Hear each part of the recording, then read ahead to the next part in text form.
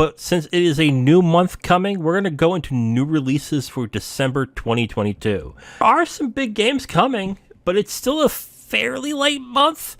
So I might throw in some ports or some lesser-known games, but there's a good number of games that we can discuss.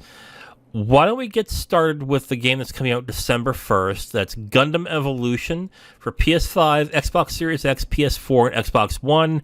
I believe this is the free-to-play Gundam game that is essentially Overwatch? Is that... Yes. Yes. Yeah, it's... some people basically said that it's what Overwatch 2 should have been, except with Gundams instead. Okay. I mean, I've not really heard much other than it's solid, but I don't think this is going to be something that's going to get a lot of people into it. Maybe I'm wrong. Maybe if the gameplay is diverse enough, it might siphon some people away from Overwatch. But I don't see this being a big seller that makes a lot of money. I could be surprised. Or maybe there's more. Maybe this is what will get the Japanese market to get into hero shooters. But I don't see this being a big seller. I think it's been big in Asia so far. I just don't know if it's going to have the same sort of attracting power for Western audiences, especially because just Gundams are kind of a niche hobby to get into. Well, they're big in Japan, right? Oh yeah, absolutely a huge hobby in Japan, especially just with building the models and stuff like that. But a game that's a hero shooter that covers the subject matter of Gundams and stuff like that, in the West, I imagine that it's probably going over well with anyone who's just a big Gundam model nerd or a Gundam anime nerd and everything. But yeah, just as far as broad appeal, it'll be really interesting to see if they end up monetizing pretty decently on their microtransactions and everything. I know Bandai Namco typically puts out their quarterly financial reports in English as well too, so we'll have to watch out for that and see how that does. The next game is Romancing Saga Minstrel Song, coming on December 1st. PC, PS5, PS4, Switch, iOS, Android. This is a remake of the PS2 game that came out a long time ago. I don't remember Romancing Saga being like on PS2. Am I wrong on that? No, it was. Really? Because I thought... Or am I thinking Saga Frontier? Saga Frontier was a PS2 thing as well too. Okay. But yeah, Minstrel Song was... or no, excuse me. Minstrel Song is the PS2. It was the original PS2 remake of the Super Famicom Romancing Saga 1 game. Oh. So this is a remake of a remake, essentially. Ah. Okay. And Romancing Saga 2 and 3 were re-released fairly recently, I think in the past 5 years, correct? Yeah. Okay, so this is just continuing with that tradition. Yeah, not much I can talk about with this. I guess those who are looking forward to more JRPGs or more classic JRPGs were probably interested in this, I would say. But yeah, anyone who has wanted to play the original Romancing Saga, this is just a remake of the PS2 remake. So I think one of the main differences is that there have been some more quality of life changes put into this version of the remake. So if you want to be able to play this, but you have adult responsibilities to take care of, then some of the quality of life changes may end up kind of facilitating making this game a little bit easier to play. Yeah. Okay. So that comes out December 1st. December 2nd, the Callisto Protocol, PC, PS5, PS4, Xbox Series X, Xbox One. I mean, this is one that a lot of people have been looking forward to. The word of mouth has been pretty good. I've seen some reviews or some people who have played it and said that they are very impressed by this game, so the word of mouth is very positive. There has been some negativity because apparently death animations are going to be part of a season pass, which is weird, but okay.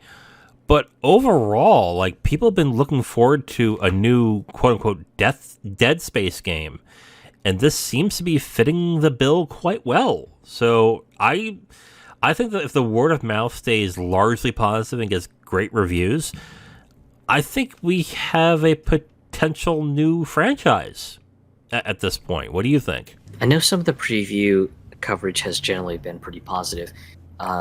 I know that Crafton has had a few gaffes. I know early on there, the studio head got flack for basically going, saying, "Hey, we're crunching so hard to make this game just for you." And of course, this was said during a time that video game crunch is being looked at as a human and social issue in video game development. So that wasn't quite a good look. You mentioned that there was the slight controversy on death animations being withheld in a season pass.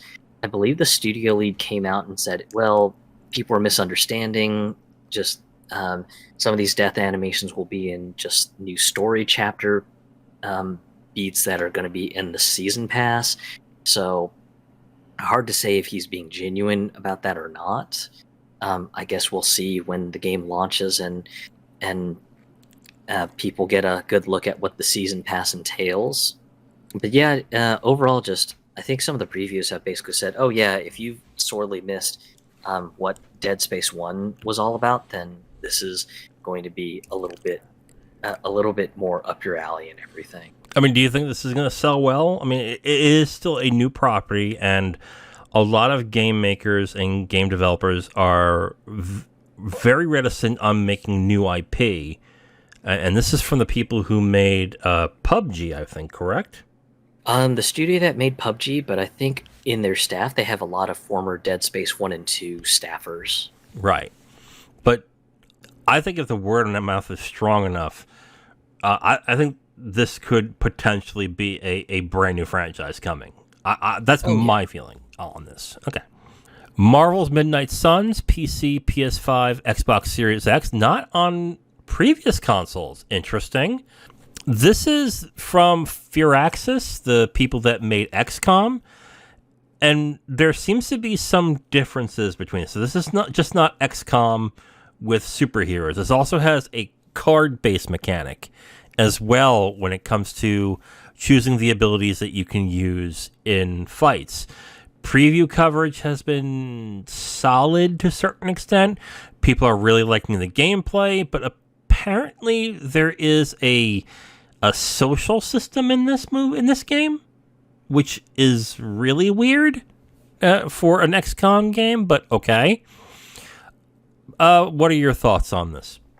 It looks interesting. The whole card element for kind of the combat piece almost reminds me of the old Metal Gear Acid games, which I loved to death on PSP. So it definitely has my attention, but yeah, just when they revealed that there's going to be like a social link element to the game, I was just like, really?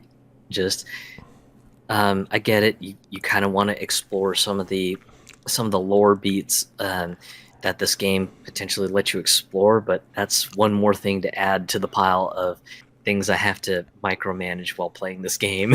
And apparently previews is that's half the game. It's not like you get this, do a few dialogue choices, and then you're back out there. No. They're making it half the game. So I'm waiting. Hearing that, I'm waiting for reviews, but just for like a Firaxis, I've wanted a new Firaxis game. I wanted a new XCOM-like game, and this actually got me interested. But I'm not going to spend $60 on a game if half of it's going to be poorly written, like social stuff. Like it's great in Persona because Persona has really good writing, but from what I've read, like the writing in this is not good. So I don't know. I don't think it's going to sell quite as well as they're hoping either. I think this will sell okay for a Marvel game, and that's it. Because people are going to realize, oh, it's not an action game. And then that's going to be the main thing. It's like, don't do it. It's not an action game. It's like a weird, like, turn-based game thing. I don't know why. And that will be it. I think it will do okay in the first month, and then it'll drop like a rock after that. And it's a bit unfortunate because, much like you, I quite like the XCOM games as well too. But hearing that half the game is going to be sort of Persona-style social link management, it's just not something that really appeals to me because the thing that I love about XCOM games is just the fact that it's just so heavily focused on the combat sequences and everything, and just you having to outplay the enemy faction and everything. That's what I like an XCOM game for. And then, much like you mentioned that some of the previews have said, yeah, the writing's not the greatest. It just kind of has me just sighing under my breath, going, "Oh God!" Just so half the game's social links, and the writing isn't that good. Ooh, yeah, I don't know if I'd be into that. Yeah, that sounds like a slog. So we'll see. We'll see how that goes. December 2nd, Need for Speed Unbound, PC, PS5, Xbox Series X. Wow, another one that's just on new consoles. Though I gotta say, I've seen some of the gameplay, and I don't really see how it's utilizing the new consoles. It looks fine, but I'm not particularly impressed. I've heard that copies have been either copies have leaked and people are playing it now, or they've stealth released it today. I'm not sure which is which, because I went on the Xbox earlier, and it's purchasable, but I still think it's on pre-order. I'm not entirely sure. The word of mouth has been, like, from the few people who played it, is like solid. It's all right. It's a good game, but EA has put no marketing on this whatsoever. Not only did they only decide to start announcing it, what was it, last month, like in October. They have done nothing other than that since. And it just seems to be like a Need for Speed with anime trappings, essentially. Not even that. So the characters have kind of a cel-shaded anime style, and you can have like street graffiti style animated effects for like your cars, like when you do like a burnout, or when you do like a wicked sick jump off of like a highway onto like another highway. That's really all it is. And then you've got like the hyper realistic style for the world, for the cars, and accessories you can bolt onto your cars and stuff like that. And actually, I think I know what it is. So if you buy the premium edition, the Palace version, then you can play the game today.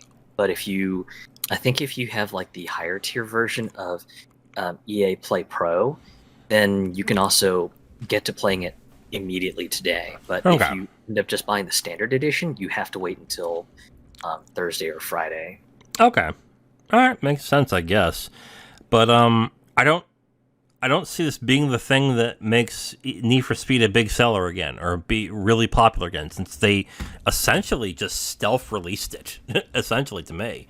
So, yeah, unless they really start advertising it on release and for a few weeks after, I don't see this making much sales, to be completely honest. Fortnite Chapter 4. Good lord. It's on everything. December 4th. Only reason why I decided to mention this, because I usually we don't talk about like updates to free-to-play games, but Fortnite is big enough where we're probably going to hear a lot about it, I think, in the next few days. I haven't heard that sales and player base has gone down on Fortnite. I've not heard that at all. I've heard like big people who are really into Fortnite have not liked the direction it's been in for a while, but other than that, it's still selling. It's still got a fan base. I've not heard it losing money, so I don't know. Other than that, I mean, it's Fortnite Season 4. Maybe Goku comes back? I don't know. Is Naruto been in there? Or Naruto? My nephew made fun of me for saying Naruto. Yeah, I mean, I really don't care either way as a person who enjoys anime and stuff like that. But yeah, just as far as Fortnite goes, yeah, it's kind of been in this weird sort of stalemate situation, and that's made even more apparent with the player base just kind of not being too happy with the position that the game is in right now and the direction that the developers have been taking with it. And to the Fortnite community, they have my sympathies because one of my favorite games, Warframe, is in sort of that same sort of situation. Most of the player base for Warframe aren't really quite too happy with where the game is right now, and we haven't been happy for a while. So, to the Fortnite fans out there, they have my sympathies because I know that situation very well, and it sucks. Yeah. I mean, this also could be the sign of basically they have their core audience now. It's going to stay, and they're just going to cater to that audience. We don't know at this point, I think, but I haven't heard that sales have gone down. I haven't heard that player base has gone down. I've not heard much of anything, and usually before a big like a new season, we hear about it, and I haven't heard anything. So that's interesting. That's December 4th. If you want to let your nephews, nieces, or kids know. Hello Neighbor 2, PC, PS5, Xbox Series X, PS4, Xbox One, December 6th. This was really popular at Hello Neighbor 1 about, 3 years ago? I hear Yeah, no one talking about this ever since. So I don't know if this is a company that desperately needed a sequel, and hopefully it will just lightning will strike twice, or that they have a brand new idea or spin on this that they think will be ultra popular. But I don't see this doing quite well. I think this will be another one. I think this will be one of those. They tried to make lightning strike twice, and it just wasn't going to work. Did you play Hello Neighbor? I did not. I think for a little while it was available on Game Pass, but I don't think I got in on it when it was on Game Pass. My nephew was really into it at one point, and he taught me. He showed me what you have to do to play, and it's basically hide and seek. Like it was like, okay, weird, but fine. That's cool, I guess. But yeah, I don't know. This seems like, and maybe I'm wrong because we're not really into the youths, but I don't see the same type of people who are into Hello Neighbor getting into Hello Neighbor 2. Like I think I told my nephew Hello Neighbor 2 is coming out soon. And he's like, yeah, okay, whatever. and if he's saying that, then I don't see this making that big of a deal. December 6th, Knights of Honor 2 Sovereign PC. Do you even know what this is? I do not, unfortunately. Okay, that's fine. I didn't know either until it was on the THQ live stream that happened months ago. This is essentially THQ's Crusader Kings. And I didn't even know they had a first one, to be completely honest. But yeah, that's it, really. I mean, I guess those who are bored with Crusader Kings might want to give it a shot. But other than that, I don't really see, I don't see this selling very well either. I mean, it maybe those people are jonesing for a new game, but Crusader Kings is a game that gets buttloads of DLC and a lot of updates. So it would have to take something pretty big for it to pry people away from Crusader Kings 3. I don't see that selling very well. Yeah, 4X games are usually really, really niche as it is. So, trying to compete in a niche that is pretty much dominated by Paradox is definitely going to be hard. They have to really put something on the table that Paradox just cannot offer, and I'm just not sure that any company can really do something to shake the stranglehold that Paradox has on the 4X genre. And this is a niche on top of a niche on top of a niche. To be completely honest, yeah, totally. like this is for hardcore people, because I tried playing Crusader Kings 2 a long time ago. I'm like, this is fascinating.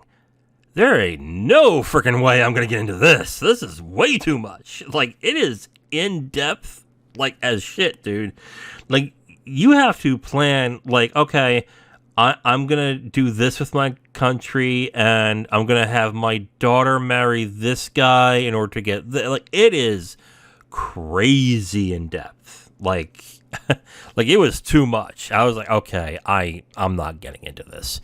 So yeah, that is 4X games are beyond my depth, because I think a friend of mine tried to get me into playing like one of the Paradox 4X games, and just seeing the interface, I just noped out. I was like, nope, this is way too much. This is like sensory overload for me.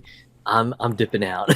Like, I got into Sins of the Solar Empire, Stellaris, that stuff. Like, I am into that stuff, but Crusader Kings was like, whoa, whoa, hold up, way too much. But anyway, December 6th is when that's coming out. Also on December 8th, Chained Echoes, PC, PS5, Xbox Series X, PS4, Xbox Series One, Switch. I'm not even sure if you've heard of this game. Have you?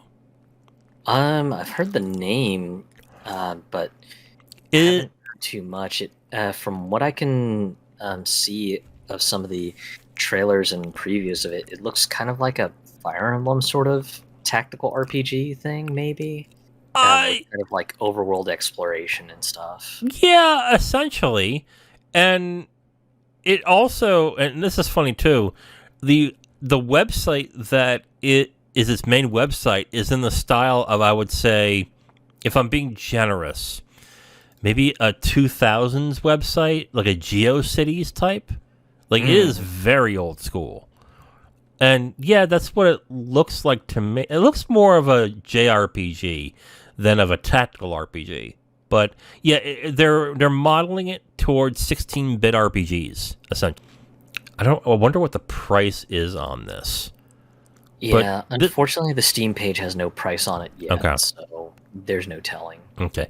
If this is a $20 game, I can see this making pretty good sales, but I doubt that's going to be the price. I think this is probably going to be along the lines of a $40 or $30. So, I mean, if you're into it, great. Other than that, this is something usually I wait for a sale on if I'm interested. Portal's getting an RTX update December 8th. I don't know. Yeah, the only comments I have to that is, must be nice to own a 4090. Yeah, no kidding, right? No kidding. Dragon Quest Treasures, December 9th, Switch. I have heard nothing about this other than it was announced on a direct in September, and that got me excited. But I've really not heard much of anything about this. So yeah, Western press has been really quiet about it. Japanese press has been talking about it quite a bit. I know Square has been kind of going around and showing demo builds of the game in Japan and going, oh, look at all this cool stuff you can do. And it's interesting because it harkens back to stuff like Dragon Quest Monsters, which I was a really big fan of during the original Game Boy Color game and everything. So seeing that this game is much in the vein of things like Dragon Quest Monsters, I'm very excited to see it. So I'll have to see if things in my budget clear up, then that might be one I might try to go out of my way to pick up. Yeah, I'm surprised that YouTubers who mainly do RPGs haven't gotten review copies of this yet.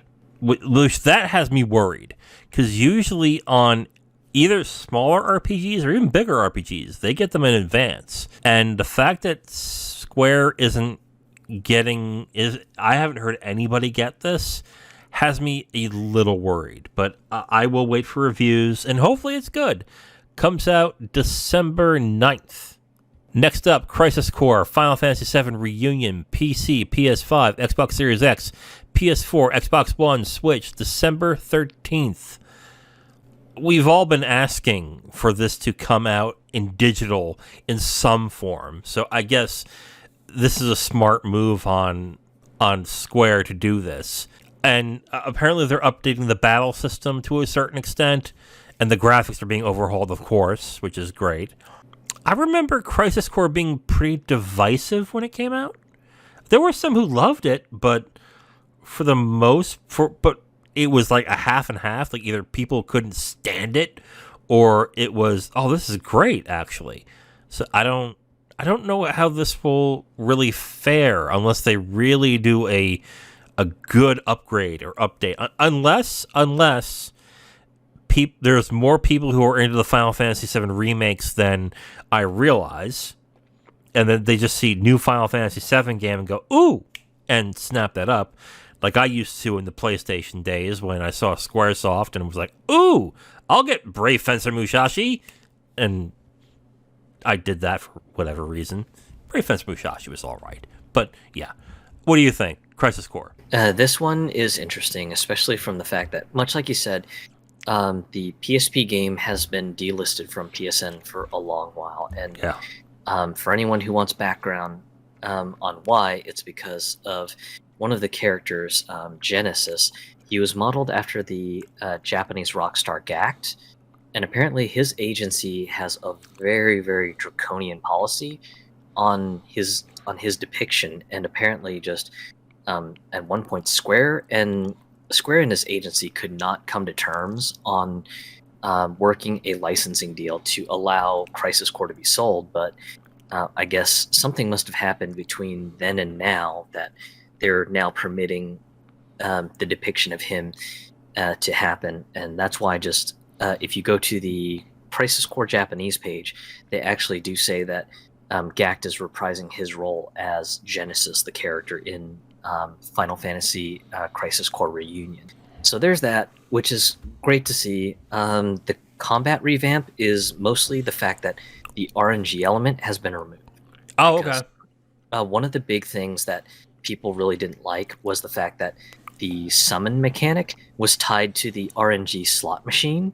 So you had to hope that your attack landed when the slot reels just clicked right on the image of a summon. So like if you wanted the Sephiroth summon, you would have to hope and pray that you just land one of your attack commands right when all the Sephiroth pictures on the slot reels align together, and then boom, you would get the Sephiroth summon.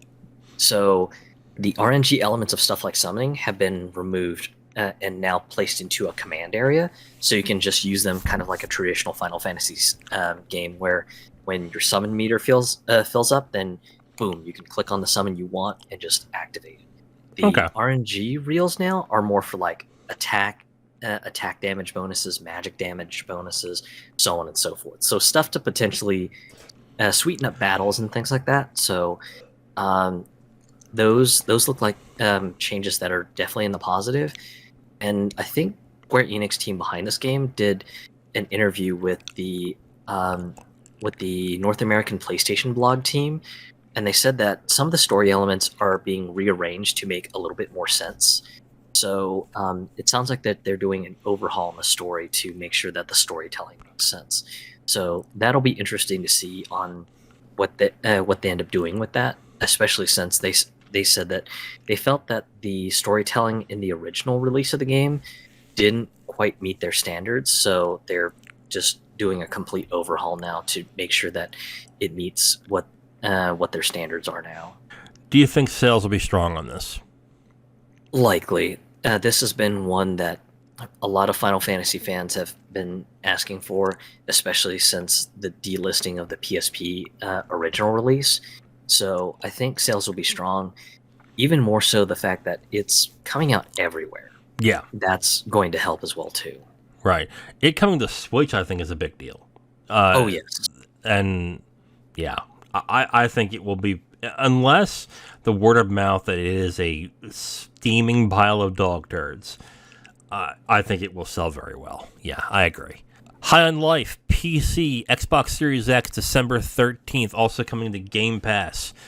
This is from, I believe, the creator of Rick and Morty is doing a lot of the voice work and animation and stuff like that. It's basically a game that he's creating, and it shows. I know they showed off it was Summer Games Fest where they showed off a portion of it, correct? Yep, and this was where you had one of the guns that sounded like Morty was talking and griping and screaming to you as the player and everything. And I know that some of the impressions for the Summer Games Fest gameplay demo were just like, ugh, God. So this is basically a Morty speaking to you for the entire game. Gross. I'm not interested. So yeah. Like, there's a reason why Rick and Morty works well for 30 minutes, because you don't want to deal with them for 12 hours, essentially. Yeah, so it'll be interesting to see if there's a little bit more variety in the voices or not. It'll be kind of easy to suss out, especially from the fact that the game's going to be on Game Pass. So we'll see how that goes. Comedy is a subjective thing. Some people might like it, but the showing it had in the Summer Games Fest really did not help its case. So that's coming December 13th. If it's being on Game Pass, I don't expect sales to be that big, but maybe a lot of people will download it. We'll see.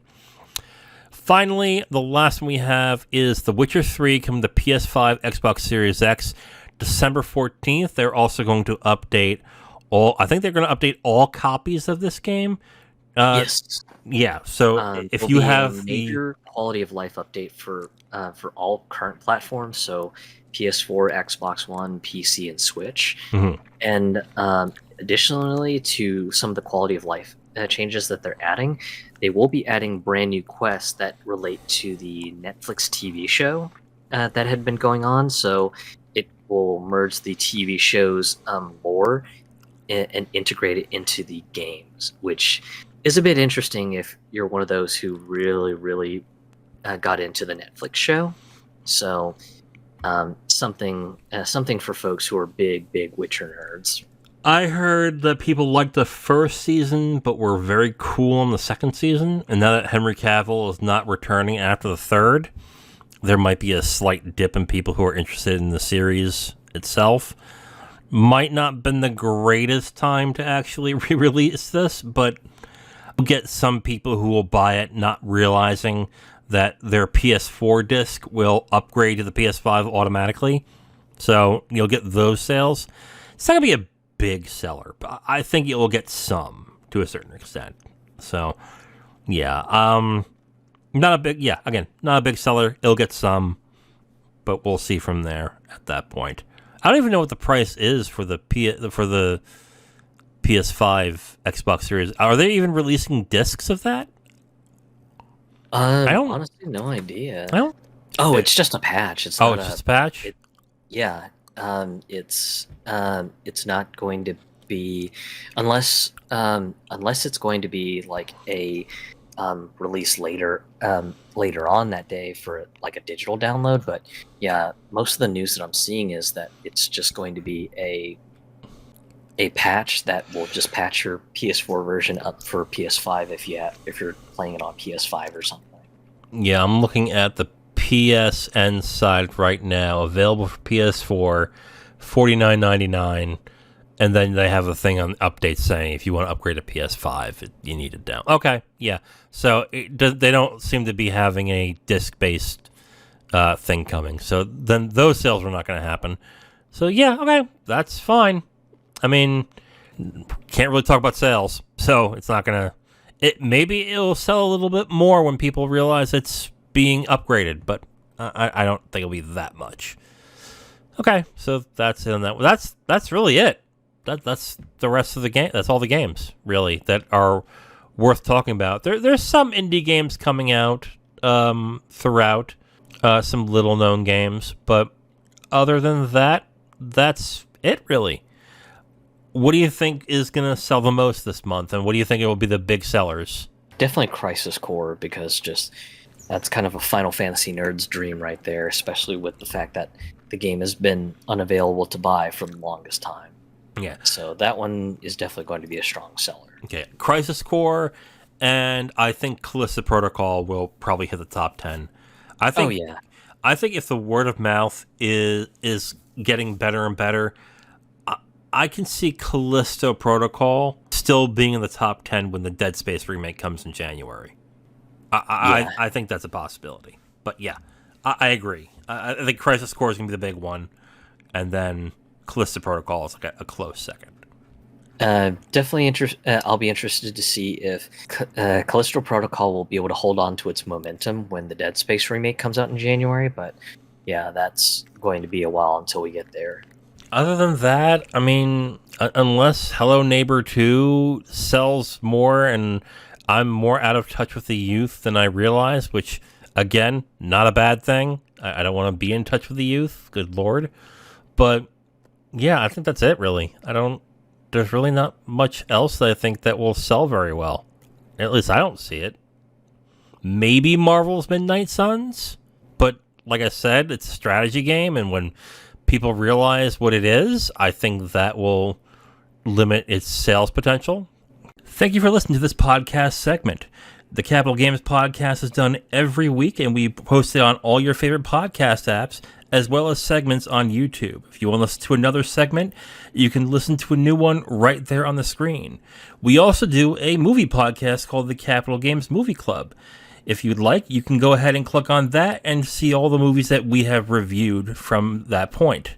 Thank you for listening, and we hope to hear from you soon.